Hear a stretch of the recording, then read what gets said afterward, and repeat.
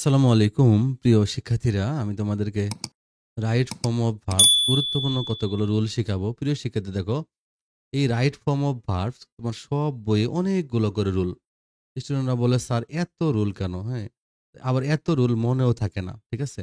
আবার দেখবা যখন তুমি রুল পড়বা তখন তুমি দেখবা যে তুমি যখন ব্যবহার করতেছো তখন দেখবা যে একটা রুলও ব্যবহার হয় না। কারণ রাইট ফর্ম অফ ভার্বস এটা করার জন্য তোমাকে কি করতে হবে? তোমাকে অনেক বেশি প্র্যাকটিস করতে হয়, তাই না?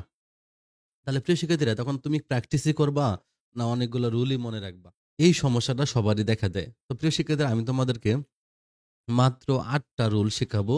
যে ৮টা রুল পড়লে যদি রাইট ফর্ম ভার্বস এর কোনো রুল ব্যবহার হয়, তাহলে এই কয়টা রুল থেকে ব্যবহার হবে। মেইন রুল হলো ৮টা আর ২টা হলো এক্সট্রা রুল। তুমি যদি অ্যাডভান্স, নবোদয় বিভিন্ন বইগুলোতে দেখবা ৬০, ৭০, ১২০টা রুলও আছে। তো তোমাদের রাইট ফর্ম অফ ভার্বস করার জন্য কিন্তু এতগুলো রুল পড়ার দরকার নেই। ঠিক আছে? তাহলে তোমরা এই ৮টার থেকে ১০টা রুল, ৮টা মেইন রুল আর ২টা এক্সট্রা রুল আছে। তার মধ্যে এই ২টা তাও এগুলো প্র্যাকটিক্যাল একটা নরমাল রুল। ঠিক আছে? নরমাল ৪টা শুধুমাত্র টেন্সের রুল থাকবে ৪টা। আর বাকি হলো যে বাকি ৪টা রুল একে নরমাল ছোট, ছোট। আগে দেখবা রুলগুলো কি, কি আছে একসাথে সবগুলো রুল মনে রাখবা। দেখো, কোন সেন্টেন্সে মনে রাখবা যে কোন সেন্টেন্সে যদি এটা একটা টেন্সের রুল। যদি অলওয়েজ, তারপর রেগুলারলি, ঠিক আছে? কি? রেগুলারলি। কোন সেটা যদি অলওয়েজ, রেগুলারলি, ইউজুয়ালি, ঠিক আছে? নরমালি, তারপর হলো অকেশনালি, আবার হলো জেনারেলি। কি বলতো? জেনারেলি। কোন সেন্টেন্স যদি always, regularly, normally, usually, generally, occasionally, sometimes, okay, often, never, মানে কোন সময়ের উল্লেখ নেই কিন্তু এগুলো আছে। যদি এগুলো থাকে তাহলে আমরা কি করব? তাহলে আমরা সেটাকে প্রেজেন্ট ইনডেফিনিট টেন্স লিখব। তাহলে কোন সেন্টেন্সে যদি always, regularly, usually, normally, occasionally, generally, sometimes, often আর নেভার এগুলো থাকে, তাহলে সেটা প্রেজেন্ট ইনডেফিনিট টেন্স হয়। কি হয় বলতো? প্রেজেন্ট ইনডেফিনিট টেন্স হয়। যদি প্রেজেন্ট ইনডেফিনিট টেন্স হয় তখন তুমি কি করবা? দেখো, তখন তোমাকে মনে রাখতে হবে সাবজেক্ট হবে প্লাস ভি ওয়ান হবে, মানে ভার্বের প্রেজেন্ট ফর্ম হবে। এটা তোমাদের মনে রাখতে হবে, সাবজেক্ট ভি ওয়ান। আবার এই সাবজেক্টটাই যদি আবার মনে রাখবা যে হি, শি, ইট, অথবা যে কোনো একটি নাম, বেশি বোঝালে প্লুরাল হয়ে গেল, তখন শুধু বি ওয়ান হবে। যখন একটি নাম থাকে তখন ভার্বের সাথে তোমরা কি করবা? এস বা ইয়েস দিবা। তাহলে সাবজেক্ট যদি হি, শি, ইট যে কোনো একটা নাম থাকে ভার্বের সাথে এস বা ইয়েস দিবা। তাহলে কোনো সেন্টেন্সে যদি অলওয়েজ তোমরা জানো সবসময়, রেগুলারলি নিয়মিত, ইউজুয়ালি সাধারণত, নরমালি হলো সাধারণত, অকেশনালি মানে তো তোমরা জানো একটু অকেশনালি, যেটা সবসময় না, অকেশনালি বলে। জেনারেলি মানে হলো সাধারণত, সামটাইমস মানে হলো মাঝে মাঝে, সাম টাইম মানে কিছু সময়, আর সাম টাইমস মানে মাঝে মাঝে, অফেন মানে প্রায়, নেভার মানে কখনোই না। এগুলো যদি কখনো থাকে কোনো সেন্টেন্সে, কোনো টাইমের কথা বলা নেই, কোনো অতীতকাল বা কোনো টাইম দেয়নি, নর্মালি এগুলো বলছে, তাহলে ওটা প্রেজেন্ট টেন্স করতে হবে তোমাকে সেন্টেন্সটাকে। তখন তুমি সাবজেক্ট ভি অন করবা, মানে সাবজেক্টের পরে ভাবটা প্রেজেন্ট ফর্ম দিয়ে দিবা, বেস ফর্ম দিয়ে দিবা। তবে সাবজেক্ট যদি হিসির যে কোনো একটা নাম থাকে তখন তুমি ভার্বের সাথে এস বা ইয়েস দিবা। যেমন দেখো একটা এক্সাম্পল যদি আমরা দেখি, দেখো একটা example, he sometimes come to me, সে কি করে মাঝে মাঝে আমার কাছে আসে। তাহলে দেখো এখানে দেখো সামটাইমস আছে, তাহলে এটা প্রেজেন্ট টেন্স হবে, প্রেজেন্ট ইনডেফিনিট টেন্স হবে। সাবজেক্টের পরে ভি ওয়ান হবে, তাহলে হি হলো সাবজেক্ট, তাহলে এরপরে যে ভার্বটা আছে কাম, এটা ভি ওয়ানই হবে, কাম হবে। এখন দেখো সাবজেক্ট আবার হিসি এর যে কোনো নাম থাকলে আমরা কি শিখছি? ভার্বের সাথে এস বা ইয়েস দিব, তাই না? তাহলে আমরা লিখবো কামস, তাহলে অ্যান্সারটা হবে কামস। তাহলে he sometimes comes to our house বা কামস টু মি। দেখো অনেকে মনে করে সামটাইমস আছে কিন্তু এস আছে না, এটা এস, এটা তো ভার্ব না, তাহলে এটা হলো, এটা তো ভার্ব না, এটা অ্যাডভার্ব। ওকে, তাহলে আমরা লিখবো হি সামটাইমস কামস হবে, কি হবে? কামস। কারণ অলওয়েজ, রেগুলারলি, সামটাইমস এগুলো অফেন, ইউজুয়ালি এগুলো থাকলে প্রেজেন্ট টেন্স হয়। আর প্রেজেন্ট টেন্সের সাবজেক্ট হিসির যে কোনো নাম হলে ভার্বের সাথে এস বা ইয়েস হয়। আবার অন্য অন্য অনেক কারণে, তো নর্মালি অনেক সময় দেখো একটা চিরন্তন সত্য বাক্য প্রেজেন্ট টেন্স, আবার কোনো টাইমের কথা বলে নাই, নর্মালি যখন প্রেজেন্ট টেন্স হবে তখনও তুমি এই রুলটা ব্যবহার করতে পারবা যে সাবজেক্ট ভি ওয়ান, মানে সাবজেক্ট যদি হিসির যে কোনো নাম হয় তখন তুমি এস বা ইয়েস দিয়ে দিবা। ওকে, আমরা দেখো পরের রুলটা দেখবো। ২ নম্বর রুলটা কি বলছে? কোন সেন্টেন্সে যদি নাও থাকে, কি থাকে বলতো? নাও, তারপর হলো এট দিস মোমেন্ট, তারপর হলো এট প্রেজেন্ট। তাহলে কোন সেন্টেন্সে যদি now, at this moment, at present থাকে তখন কি হবে? তখন প্রেজেন্ট কন্টিনিউয়াস টেন্স হবে। কি হবে? প্রেজেন্ট কি? Continuous tense. তাহলে যদি প্রেজেন্ট কন্টিনিউয়াস টেন্স হয় সেক্ষেত্রে দেখো, তাহলে কোন সেন্টেন্সে যদি নাও মানে এখন, এট দিস মোমেন্ট মানে এই মুহূর্তে, এট প্রেজেন্ট মানে বর্তমানে, এগুলো থাকে তাহলে আমরা প্রেজেন্ট কন্টিনিউয়াস টেন্স করব। আমরা সাবজেক্ট দিব, সাবজেক্ট থাকবে, সাবজেক্টের পরে এম এস আর দিতে হবে। ওকে, এম এস আর দিয়ে তারপর তোমাদেরকে ভার্বের আইএনজি করতে হবে। তাহলে যে ভার্বটা তুমি চেঞ্জ করবা ওই ভার্বটা তোমার এম এস আর দিয়ে তারপরে ভার্বের আইএনজি দিতে হবে। তোমরা জানো যে এম কোথায় হয়, আই থাকলে এম হয়, হি সি ইট যে কোনো একটা নাম থাকলে ইজ হয়, বাকি সবার জন্য আর হয়। এক্সাম্পলটা দেখো, যেমন মনে করো যে নাও, দেখো নাও আই টিস, হ্যাঁ এটা মনে করো ব্র্যাকেটের মধ্যে তোমাদের আছে বা বক্সের মধ্যে এই ওয়ার্ডটা আছে, নাও আই টিস ইউ। দেখো এখন আমি তোমাদেরকে পড়াচ্ছি, তাই না?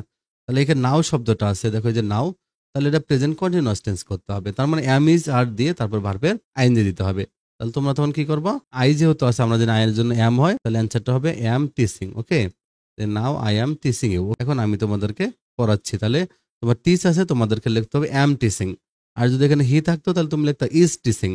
আর যদি দে থাকতো তাহলে তুমি লিখবা আর টিচিং। ওকে, তাহলে প্রিয় শিক্ষার্থীরা, কোনো সেন্টেন্সে যদি now, at this moment, at present এগুলো থাকে, তাহলে প্রেজেন্ট কন্টিনিউয়াস টেন্স হবে, মানে সাবজেক্ট এম ইজ আর ভার্বের সাথে আইএনজি করতে হবে। এটা তোমাদের মনে রাখতে হবে যে এম ইজ আর দিয়ে আইএনজি দিতে হবে ভার্বের সাথে। নেক্সট যে রুলটা আছে প্রিয় শিক্ষার্থীরা, দেখো কোনো সেন্টেন্সে, দেখো কোনো সেন্টেন্সে যদি দেখো জাস্ট, তারপর হলো জাস্ট নাও, তারপরে অলরেডি, তারপর রিসেন্টলি আর সিএনটি এলো রিসেন্টলি।